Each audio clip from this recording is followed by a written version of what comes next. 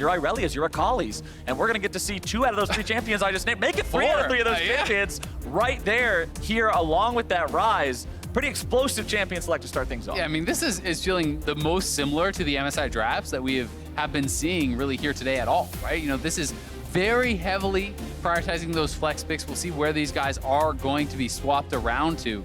The early Ezreal pick kind of tells me that they want to play safe on the bottom side of the map, that they want to be playing heavily to these solo lanes. That is going to be the bread and butter, and Rush grabbing this Rek'Sai is going to give them an easier time to be able to play towards those solo lanes. We already know how strong the gank assist is from Ryze with that empowered W. That root is so long, and that, when teamed up with that Rek'Sai, is going to be really, really powerful. So EchoFox are going to have the ability to target down some of the jungle picks from Contractz and try to have preferential 2v2s around these solo lanes. I especially like seeing this pick on a guy who we heard from right before the game saying he's not going to play slow and passive even if everyone else does. That's what I want to see on a Rek'Sai player. Play aggressive, play early, play fast. As Kalista and Sejuani will be banned away, EchoFox looking towards that pool of Contractz. As you said, they don't want to deal with this late game scaling meatball of a team fighter that's just going to have engaged, going to try to avoid the fights early on. We'll see what else they want to go with. The Braum, preventing some more of that safety like you were talking about. They're saying, hey, they already have an Ezreal. We don't want to make their bottom lane this completely immovable object. Take that off the table. Yep, and on the other side, it is really kind of focusing on Lost here. You know, as I said, it had been a lot of talk about his Varus as his best performing champion by far when he had played in the LCS previously. That is obviously gone. There are a number of other AD carry bans thrown at him by the Golden Guardians here in the second round. Looking like we are going to be going towards a Nautilus support, and they are saving the bot lane pick for last here. Oh, baby. So that does always lead me to believe that there is a possibility of some of those spicier picks, things that are very lane focused along the lines of the Draven and some of those types of aggressive picks. You also can kind of go the other route, which is trying to outgreed your opponents and going for... You're the only man in the world who gets that excited for a Skarner. Don't care. I got enough excitement for all the rest of y'all that are inappropriately unexcited, as Golden Guardians are going to be locking in the Skarner there for game number 1 of their summer split. Contractz will be on that one. We'll see how EchoFox wants to respond. Sivir is a very good pick into a Skarner. Spell Shield and ulti feels badman. Of course, if you're a good Skarner, you pop it with the Q. Don't worry about it. Just saying. There you go. Dropping some knowledge on us. And Sivir also, I do think, you know, kind of the other option when you're going up against Ezreal, if you don't want to try to play something like the lane bully, you can try to essentially outgreed. You can look for those scaling options. Sivir is certainly that. If you do not want to play down to that bottom side of the map and Ezreal is just going to trade farm with Sivir, well, Sivir is very happy to do that. The ultimate also extremely impactful alongside all these champions that really do want to run into the fight. You're speeding up these 4 kind of brawlers that are going to be diving in onto the Golden Guardians. And I really do like the outgreed the Ezreal strategy. That's what we first saw really start to win last split, when Ezreal was the cream of the crop, when it was just get Ezreal, use this double tier build that had ridiculous scaling. You're just saying, okay, well, I'm going to play Jinx or something like that that scales into this late game monster. You can't play Ezreal and outscale it. Sivir's a similar champion. Late game team fight decimation if she hits 6 items. And this was really the EchoFox strategy where they kind of found their groove down towards the end of the split. When they got those 4 straight wins, it was, you know, a different AD carry. It was Apollo, but they were playing Jinx, Tristana, Kog'Maw even. They were going for full-on scaling across the map oftentimes, and that is where they were finding a lot of their success. All right, as we load into this game, I'll go ahead and tell you guys who's on what, since it was so many flex picks. It is the Sylas versus Akali top side. We got to see plenty of this matchup during MSI, and then it's going to be Ryze against Irelia there in the mid lane. Froggen, a guy that has done so much heavy lifting over the course of his career. Back in the days when he was on EchoFox, it was the everybody give all the money to Froggen strategy. Not quite as much Froggen-centric here on Golden Guardians, but if you remember when they started to find their wins just last split, he was responsible for a lot of that work with his Karthus play. Yeah, Froggen had played fantastically well for Golden Guardians last split, but I do think the Irelia is a very big change in playstyle, because traditionally when he is at his best, is at those champions that want to trade farm, that want to scale to the late game, and Irelia is much more of that proactive style champion that wants to be getting aggressive here. That's kind of a little play that Rush has made. He's actually went out. This is something Kobe was talking about earlier. You start with Trinket Ward, you go out, you drop your ward, then you recall, you change to the sweeper, and you can have that sweeper ready for your first gank. But on the other side, Contractz has already started sweeper and is going to clear out that ward. Contractz not too worried about needing to drop one of his own. Sweeps that out. Ends up just giving an extra little bit of gold over to his mid laner. As we'll see the Skarner points get captured. Remember, Skarner points are always more valuable if you take them with a buddy. You can only get 15 gold maximum per person, but they will give 30 gold over maximum period, so double up on the money as long as you got someone there to take it. Power of teamwork and friendship. Yeah, buddy. Teamwork pays, and friendship pays even more. But mid lane, Yusui versus Froggen here. Remember Yusui, this is a guy who had plenty of pop-off experiences in Academy. Last split for the side of Echo Fox A. He was the one who was often responsible for some pretty impressive score lines when they got those wins. And obviously the org has some faith in him to do the same thing here on the main LCS stage. Yeah, a lot of faith, honestly. You know, bringing him up, you know, it's not as though they were really struggling in Spring Split. They made playoffs, right? This is a team that certainly had been performing well, and they're going to make those swaps regardless, you know, trying to shoot kind of for those higher highs that they believe this team is capable of. Bottom side, you can see the other man brought up from the Academy squad here in Lost. See how well he's able to perform down here. Was paid respect in the Champions Select by the fact that Varus was banned away. Nobody wanted to deal with that from him. But Hakuho, normally, like you said, so long-standing duo with Apollo there, but now separated. We'll see the kind of synergy he's got built up with Lost here. Yeah, that was kind of the former longest-running duo that kind of hadn't been interrupted in the LCS. Those guys had been playing together, you know, formerly on Clutch, then on Echo Fox. They had been together on those teams for so long, so it is now being broken up, and we'll see if it is going to pay off here for Echo Fox. Froggen shoving the wave up here into Yusui in the mid lane. Rush coming around, but he will walk over a ward, which means Froggen is wise to his tricks, gets himself away towards the other end of the lane. Remember, if you're getting ganked from the side of the lane like that, you don't have to completely retreat back to your turret. It's easier to just run to the other side. Your opponent's really going to realize it's not worth it too much at that point. Hauntzer getting a slightly better of solo there in that top lane trade with the Sylas. Has biscuits as well as corrupting potions, which means he has lots of sustain here to trade. And it wasn't just big that they actually spotted Rush for that mid lane gank, but that also meant Hauntzer had free reign to shove in that wave topside and not have to be worried about any potential Rek'Sai interference up there. So, you know, that alone, getting to reset that wave, that's such a dangerous spot for a top laner to ever be in when you're right outside that turret range. So, you know, really important ward that Golden Guardians did have. Also means that as the jungler for Golden Guardians, you're aware that the enemy jungler is not making an early play. And as Predator Skarner that doesn't have your boots yet, you're not that effective of a ganker. So not worrying about having to match that, just continuing to farm up instead feels good for him. He did go back to base and get the boots now, so those Predator ganks will be online as Rush moves into the Golden Guardians jungle, but will not find a chicken camp to steal. And a nice little trade there from Froggen, who still has his TP. Yusui had already gone back to base and TP'd. He came right back into a stun from Froggen, so he gets one of those potions out early. He gets a little bit of trade damage down, and it's always so nice when you still have your teleport to be able to kind of dump your resources and pressure their health bar or mana bar a little bit before you then come back with your teleport to try to really make good on that advantage. Absolutely. Both our top laners, though, still having teleports. You can see Solo wanting to push up here, make sure this wave collides with the turret, then give himself the opportunity to get back. He knows Hauntzer is pretty low on mana, so there's not really a chance there for the Sylas to try to go all in on him, especially with neither of them having an ignite like you might see in solo queue.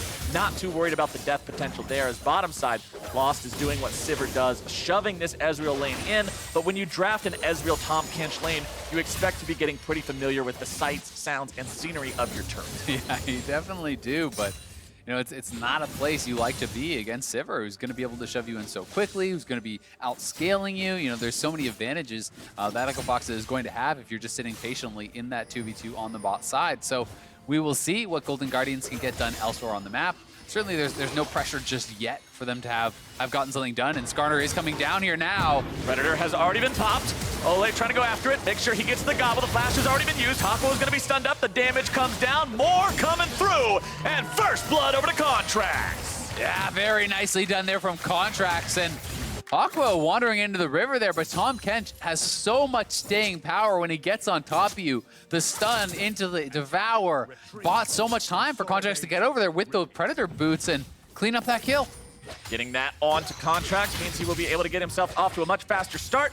Anytime you can grab a kill with Skarner before having the ulti always feels really good because that's what the champion's known for. But let's take another look at how they set this one up here. Olleh getting some licks. Yeah, exactly. There's just so little way to actually escape. He drops the exhaust very early for the slow, then Flash gets that Devour after the third stack, and once Contractz arrive, there's no chance that Nautilus is ever going to get out of there. Contractz now picking up his blue smite as well, means he'll be able to set up those plays much more easily to land subsequent E's and make sure he can land the stuns with them. Rush is level 6 to Contractz is level 5. Rush took advantage of the fact that he was able to farm up while his opponent was making the gank happen. Of course, you would rather have the kill under your belt, but that will be an edge he has if they get into a 2v2 before Contractz hits the ultimate himself, but he is very close. A little bit over half. Should take one more camp. Once he grabs this red buff on the second spawn, should give him exactly what he needs. Both junglers also having a flash, as solo laners will be hitting that level 6 point. All of them already there, except for Yusui on this Ryze. We could see some big plays coming out there. Nice stun. Froggen makes sure he lands that one, but doesn't want to go any deeper. Yeah, it was a well-timed route there from Yusui, and Hauntzer's making the roam down, but Rush is here. This would be a dangerous dive. And they managed to get themselves out of trouble.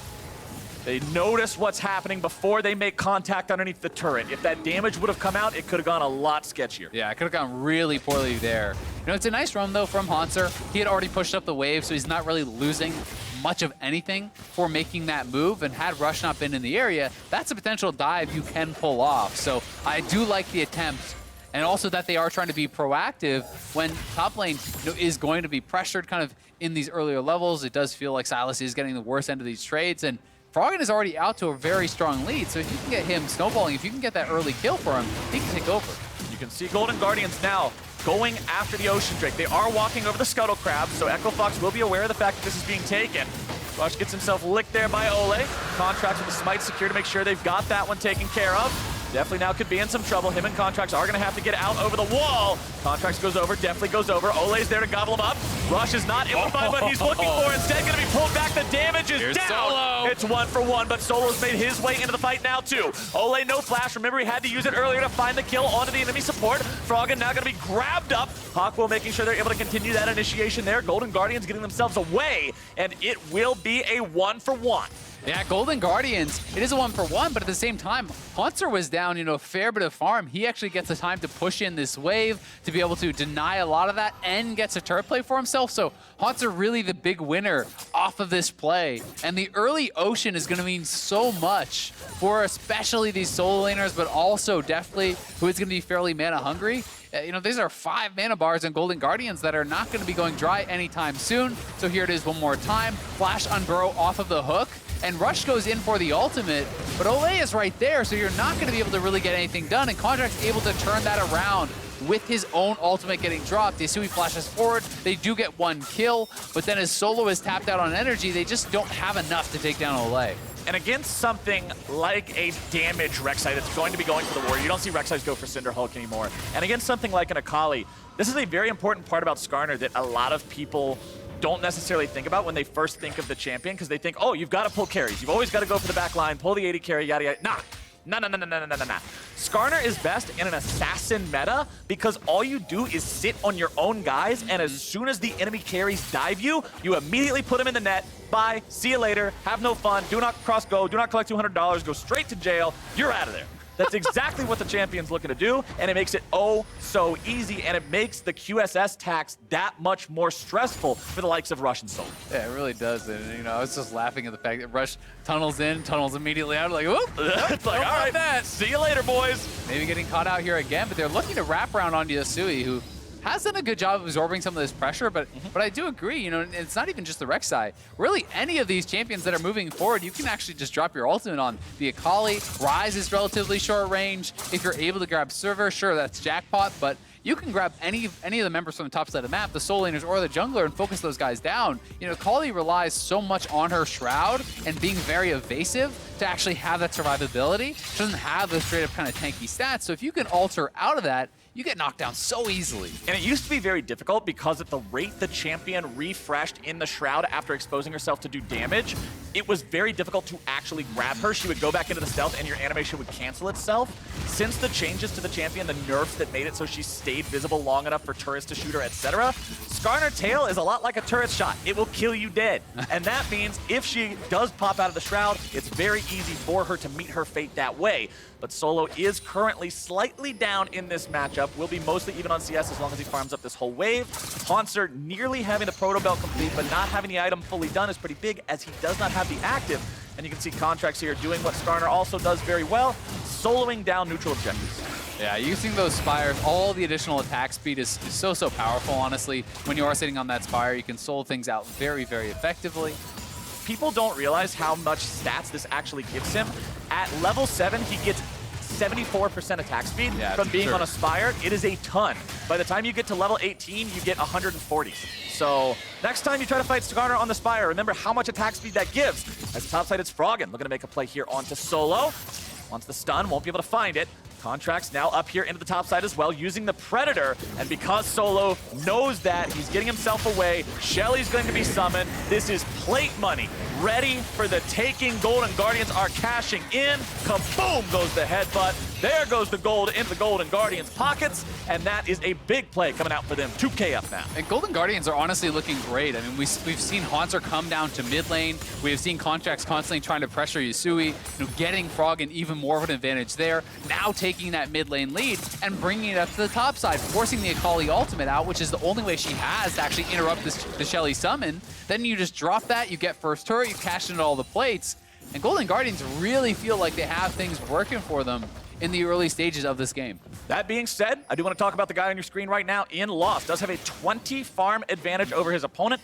Is playing that I can outgreed the Ezreal champion in the Sivir. Will be a huge threat in the late game if he can get to his item breakpoints. And right now it seems that's where the faith in Echo Fox is being placed. They're saying, all right, Golden Guardians putting a lot of attention on the top side of the map. Lost, farm up. You are the win condition. Yeah, he certainly is. And we'll see, though, do Golden Guardians even kind of opt into those team fights? Because you can certainly look for more of a 1-3-1 style of play when you do have the Sylas and the Irelia. And, in those kind of games, sometimes the game is decided away from that Sivir, or is decided, in the rotations where people are getting picked off as they're trying to move between lanes. Because Skarner, plus one of these solo laners, is certainly going to be a really powerful 2v2 against really anything you can throw at them from the side of the Echo Fox. Still no QSSs purchased on the side of Echo Fox either. Means there's no way out of that Skarner pull for anyone, unless, of course, you accidentally proc it on the Sivir shield. No one else has any way to escape it. So very reliable lockdown. Point and click for the side of Golden Guardians, who also have the Flash and Predator available on that jungler. Froggen not yet having his first item completed. You can see Hauntzer also opted to sit on the parts of the Proto Belt and go for the Lost Chapter instead. More mana regeneration, more ability to just spam those waves down there in the top side. As mid lane, Yusui will keep clearing things up here on this Ryze. He is down about 20 CS to his lane opponent in Froggen, but continuing to stack the tier in the form of that Archangel Staff is exactly what Ryze wants to be doing 15 minutes into this game. And to me, this kind of feels like the Sylas version of the garage sale CDR build, where you are just trying to really rush to as much CDR as possible. Proto Belt certainly is very powerful, in any sort of team fight scenario. But if you think that you're just going to be sitting in side lanes anyway, then grabbing the extra mana, grabbing the extra CDR and AP, going to be pretty powerful from that Lost Chapter, and likely working towards the Ludens, plus that Proto Belt, which will give you a tremendous amount of wave clear with both the active and the proc. You see Golden Guardians there waiting to see if maybe Yusui would come up a little bit closer, set themselves up a trap there with Contractz and Froggen together, but they will not find it. Instead, they're just going to keep those guys down there as Olleh and Deftly will hang out here in the mid lane. Yeah, and pretty much no one is going to be able to 1v1 Froggen right now. That early Triforce completion is always so terrifying when you are going up against an Irelia. So you're going to have Contractz kind of down here on this bottom side. He's shadowing Froggen very heavily, knowing that they should win any sort of 2v2 that does get opted into. And Golden Guardians also have the added benefit of the Tahm Kench, who's going to be able to respond to those side lanes very effectively. So it feels like for Echo Fox, it's going to be more about picking their moment and finding an engage, with the Sivir, with this Nautilus. Contractz popping the Predator there again. Thought about maybe going for the turret dive onto Yusui in the bottom lane with Froggen. Didn't want to risk it. They know they're ahead, but they're not dive you from full HP when we have no vision on the rest of your team ahead. Not wanting to make those unnecessary risks. Seems like a pretty smart plan, as Contractz will walk over a control ward. Well aware of the fact that Echo Fox knows he's here, wants to go in anyway, able to find the pull, drags him back around right towards the rest of the team's waiting arms. And that is a pick for the side of the Golden Guardians. Now they've got the opportunity to make it 2 onto Solo, who TP'd into the fight, but now he's going to be in some trouble. It's Hauntzer executing executing it with his own perfect execution. Olleh's got a beautiful save. Hauntzer's finally going to be taken down there, but it's still a 3-for-1 for Golden Guardian. Yeah, Rush able to trade one back, but the movement around the map has been so clean from the Golden Guardians in game number 1. They're running them across the map, moving back and forth, then coming in with both Contractz and the Abyssal Voyage, four-manning Yusui. No chance for him to get out of there, and they're going to knock down another turret. They're going to go +2 in the kills, and Golden Guardians are playing this out so damn well. Echo Fox will respond with a tier 1 turret of their own here in the mid lane, but they're still just behind the pace of the game that Golden Guardians is setting right now. And let's take another look at how they did this in the bottom lane. Pro view replay for Olleh. Yeah, you can see Olleh using that Abyssal Voyage right as he's getting that ultimate from Contractz over onto the Ryze. No chance for Yusui to get out. Does go down almost immediately, and then the stolen Akali ult is going to be used aggressively here by Hauntzer to clean up another kill. And for those of you who were wanting even more Skarner tips and tricks, what Contractz did there was perfect. He drags his opponent to the edge of the turret range, so he's not tanking it any longer, but does not continue to drag him over to the wall to give him the opportunity to flash over it. Dead center of the lane, right on top of your teammate, perfectly communicated by the Golden Guardians there for where they wanted that pull to be. Yeah, very nicely done, and it really does showcase the power of the Tahm Kench. The Abyssal Voyage is pretty much why this is such a hotly contested pick. In pro play, it gives you so much side lane control. It makes it very difficult, even from an advantage, to have much of an aggressive split push going on the opposing team. And in this situation, the solo laners are not only stronger on Golden Guardians, but they're supported by that Tahm Kench. And Golden Guardians is looking good so far this game. They got 2 Drakes, they got 2 turrets, they got 5 kills, and they're making the pace of the game quick, which is what I want to see from teams that, as you said, are not in that top 3 that everyone considers elite when they look at the LCS in TSM, Cloud9, and Team Liquid. Golden Guardians is one of those teams that people are looking at, hey, maybe they could challenge that. Maybe these are one of the guys that can step up and make it to that level. And by playing a fast, lethal style of League of Legends that goes for the jugular, that is your most convincing argument you can make to me. It really is, and I think also, showcasing a different style, right? We didn't see Irelia at all in spring, not a single time from this team, and now, bringing it out, showcasing the proficiency there, certainly has looked like a very strong game from them, and I do like the move towards Righteous Glory here from Contractz. There's not a tremendous amount of engage on this team, so a lot of the onus is on this Skarner. Not only will he have Predator, but the Righteous Glory is going to allow you to really catch anyone who is in these side lanes, and that is very clearly Golden Guardian's win condition. Push out a side lane, force someone to answer, then have Skarner help to pick them off. And also, because Skarner is almost always going to want to run Ingenious Hunter, make sure he lowers the cooldown of active items through his keystones. You can see he's got full kill participation right now. There are deaths on 4 out of 5 of the enemy members. That means that's almost fully stacked, so those uptimes will be huge here for Golden Guardians. Their playmaking opportunity will be that much better. And speaking of playmaking, important to keep in mind, look at that icon next to Hauntzer's health bar. That's a Nautilus ulti, which means Echo Fox has to steer very clear of anything but a perfect engage. Yeah, you have to be really careful, because anytime you are drafting these kind of powerful engage ultimates, Hauntzer can just take them right away from you, and he's just essentially having a more powerful version of that, right? There is some good AP scaling on it. Hakuho not only going to be lower level, but not going to have the luxury of building up that AP, so the Sylas is going to have some pretty powerful ults to actually choose from. I think Akali is very powerful, Nautilus, and Sivir, alongside a lot of these melee kind of champions who want to charge in, like the Skarner and the Irelia, is pretty damn good too.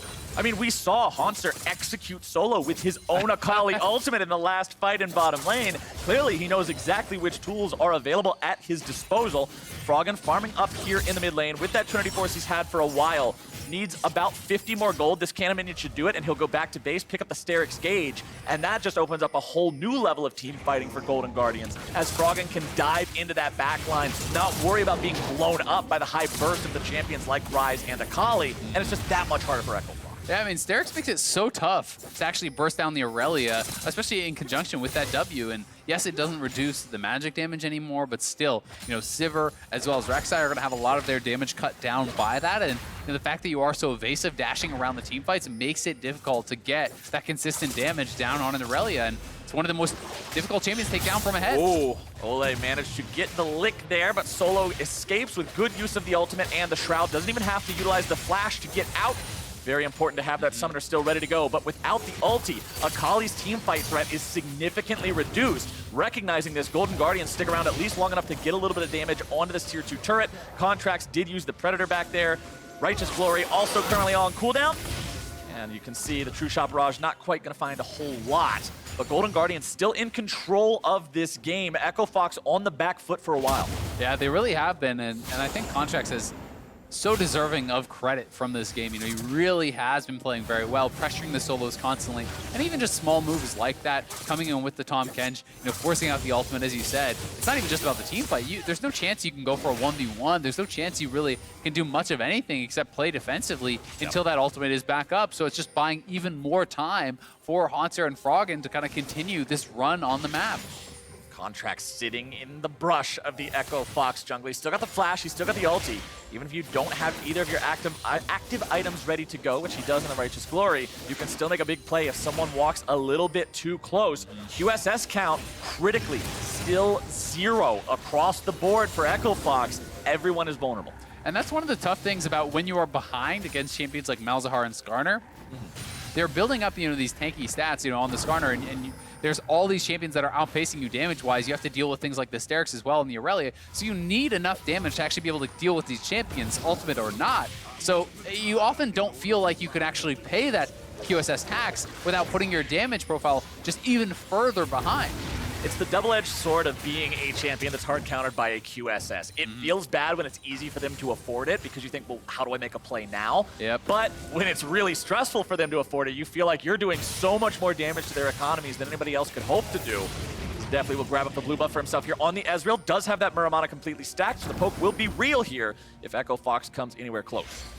And certainly something that is a positive for this Echo Fox squad is the fact that we see IE and S2 completed. Hakuho going to get grabbed, but no one else is here just yet. Yeah, that was a little ambitious from Contractz. Goes after that one and tries to pull him, but not going to bring him to any nearby allies just yet. Also, for those curious, when you're going for a pull like that and your opponent is very obviously going to be caught, no way out, no allies immediately nearby, mark them with the E first so that when you pull them, the poison will still be on and you get immediate stun afterwards. Exactly where you want to grab them, as now Rush will clear out some wards, try to maintain some vision, but man, it's hard now for Echo Fox. It definitely is, and I'm not sure if Contractz was expecting Abyssal Voyage to maybe come in a little bit quicker or thought Olleh was in range or something along those lines, because it was certainly a pretty ambitious ultimate that he was going for. But yeah, I mean, Essence Reaver IE done for Lost. 3 items is normally where people point to for the Sivir to really become very, very powerful. And then there are more opportunities. Certainly it's going to be difficult for Lost to stay alive against all these powerful carries on the side of Golden Guardians. But if you are able to create space for this Sivir, Echo Fox has the opportunity to win a fight, so you don't certainly want to allow them to sit around for too long for Golden Guardians, and I think they've done a good job thus far of increasing their lead, of taking all the neutral objectives, but you want to see them in the next couple of minutes be pressuring this Baron. If you just start to stall out from this point and sit back and allow them to scale, you're giving Echo Fox more ways in. They just tried to find a way in there with a dredge line from Hakuho, but Golden Guardians got themselves back in time to not be cut out by that one. 2 mountains plus an ocean. Yeah, that's definitely a recipe for some Baron control. That's what we want to see. That's exactly in line with what I said earlier as well in terms of show me some fast-paced League of Legends. Don't just sit on your laurels and wait. Yusui, nice pull coming out from Contractz there. The CC will cancel it out, but now do they have the follow-up they need? Yusui's going to be taken low, rushes the back line, taken very low now himself. Froggen's able to make the TP into the fight and find the kill. Hakuho flashes out, but now Solo's made his way into the mix, only to be forced out of the Shroud. Olleh has thick skin on and up. Solo's still looking to maybe make some sort of a cleanup happen here, but he just does not have the tool, and Deftly nearly takes him down. It's a 1-0 Golden Guardian. Yeah, and ulting straight into the pit with that Abyssal Voyage. They are going to start it up. They know that Rush is down. Solo has to go back to base, has no TP. So it's all up to Lost and Hakuho. We'll see if they can make a miracle happen, but it looks like it's just gone. No water to wine today, Azael. That is a Baron secured by the side of Golden Guardians, just shy of 25 minutes in. And that is exactly what you want to see. They don't have the strongest Baron take, so they force a fight, they get a pick, and then they use that to allow themselves to get that access to the Baron. So right on the man, Golden Guardians really checking all the boxes this game, looking like they are on pace to get one of those quickly cleaned up games. And oh, Solo failing the shuriken flip there. wanted to try to follow, I believe, because you can actually do that with the shuriken flip. Yeah. If you hit them with the shuriken flip, you can wait till the TP comes through and then actually fly across the whole map, which would have been pretty sick. But either way, you saw Yusui get picked off, so he is put down so low in health before the rest of the team even arrives. So Yusui is not really able to contribute anything whatsoever. Everyone is coming in just to try to peel and keep him alive, which means that Rush goes in, but there's no real damage coming out from the Ryze. Lost wasn't actually with the rest of the team when that fight broke out. So Golden Guardians just better coordinated, faster TPs coming in, and they're the ones choosing to engage. And as a result, they cleanly win that fight. And a game like this is a very difficult situation for a Rek'Sai. If you're 0-3-2, the early game didn't go your way, now you're a champion that's made for the early and mid games, forced into a situation where we're rapidly approaching late game, where opposing teams are getting 3 items completed. Your opportunities to really make plays happen, the amount of decision-making you have is very limited. Yeah, I mean, you're pretty worthless at this point. At least if it was someone that was a low mobility, marksman, maybe you can try to dump all your damage in them, push them back, but Ezreal is so hard to take down, and there's a Tahm Kench. The other 3, you have no chance of even being able to threaten. I mean, he's down 4 levels on Froggen, and Froggen has, full extra items. So yeah, there's really nothing you can do. Like, you're basically a knock-up and a small distraction at this point. It's all eggs in the Ryze and Sivir basket, it feels like.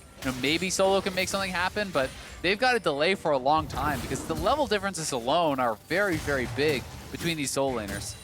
Golden Guardians working on the last standing tier 2, and by the time I even finish the sentence, that thing is reduced to rubble. Pressuring 3 lanes at once now, the classic 1-3-1. Contractz hovering back and forth between the bottom and mid lanes just to make sure anybody who needs his help will get it. No flash available on that jungler, but does have both the Righteous Glory and almost the Predator. Not quite that one ready just yet, as Echo Fox tries to make sure they hold these lanes as well as they can. They still have 1 more minute of Baron buff to endure. I mean, they have good wave clear, but not sure if it's going to be enough, and we'll see if Golden Guardians are willing to make their move because this mid lane turret is getting very low. Deftly may just straight up knock it down here. Ever since the rework to the Ezreal W, he's so effective at putting in bursty damage onto the turrets. But the bottom lane tier 3 is the one to fall first. Contractz says, "You're coming with me, Rush." Olleh is the one who gets the kill. Golden Guardians make it a 5 versus 4 for the next 35 seconds, and they are just moving around the base, demolishing things, as Hauntzer will scare Solo away from the top side. He's got to try to get himself out of this one. Skarner E not quite going to find the mark, but does not matter. They managed to make them retreat, expose the inhib. Easy money there for the Golden Guardians, as they've got the minion wave here as well. Hauntzer once again stealing away that Nautilus ultimate from Hakuho. Froggen's able to go in. Vanguard's head down onto 3. Hakuho going to be bursted down, and he's not even in the picture any longer. Froggen looking to make even more happen. Guardian Angel not even going to be required. Gobbled up, taken down. Golden Guardians are going to start Summer Split off looking clean. What a game. 28.5 minutes. Golden Guardians just run over Echo Fox. And this was